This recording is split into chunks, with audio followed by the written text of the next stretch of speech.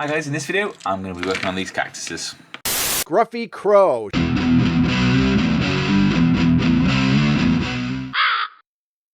Okay, so these were from a relatively cheap file from My Me Factory. Link will be in the description. I think these are great little cactuses. There's three sort of basic types. Got these sort of shorter, spiky ones. We've got these sort of prickly pear type ones, and then we've got some of these bigger ones. We've got three of these. This is how they came off the printer, so there was no supports. Very easy to print. I was actually kind of surprised. I almost didn't think that was going to work, but no, absolutely no problem just printing them like that. Though they were a little bit tricky to get off the printer bed. I had to like chisel at them a little bit.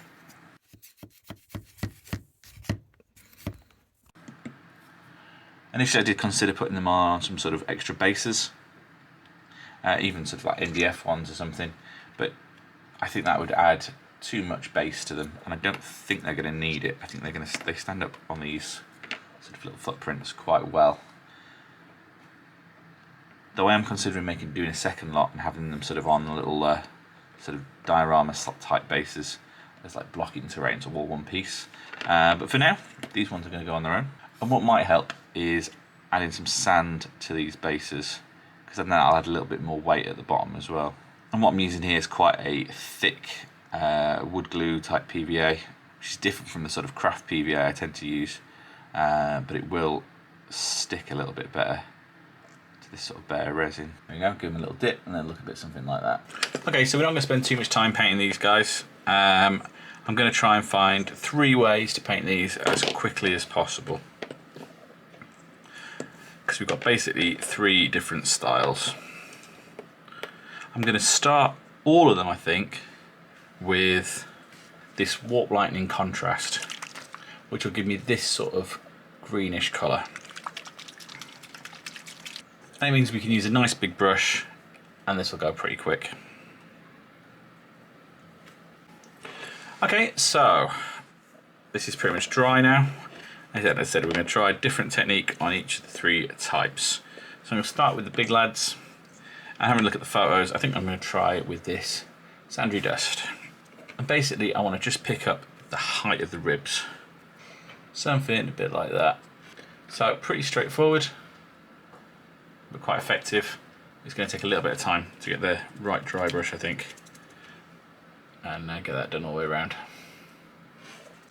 So that's worked really well, and I'm happy with that. And I'm probably not going to do too much work on the cactus. So let's look at these sort of prickly pear looking ones.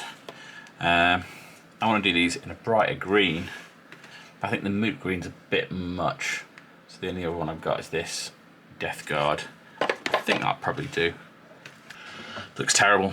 It's not a nice paint for dry brushing, and yeah, it's not the right colour. And there is the moot green. I think we can probably get that to smooth out a little bit. I think that's possibly the way forward, actually. So yeah, I'll finish these 3 in the moot green. And that's already a nice contrast versus the big cactus. So the third one's going to go darker. I've got this green shade, which is a kind of off bluish colour. I'm thinking if we get this, it'll mostly run down the sort of grooves. It'll give us that kind of bluish colour that some cactuses do have. Oh yeah, I like that. This is the quickest version yet. So after all those second layers are dried, I'm then going to go in and do the base sand. Much like you might have seen on my worm, just a nice deserty colour. So that'll be those 3. Okay, I've been highlighting up these bases and I think they're looking quite good, like little piles of sand. The next stage is going to be the spikes. So apart from the final dry brush on these bases, the big guys are done. And these guys, all I'm going to do is do these spikes, and this is just sandy dust. And I'm just going and just doing a little blob on each one. And I was going to possibly wash it, but I think I'm happy with that. That's fine.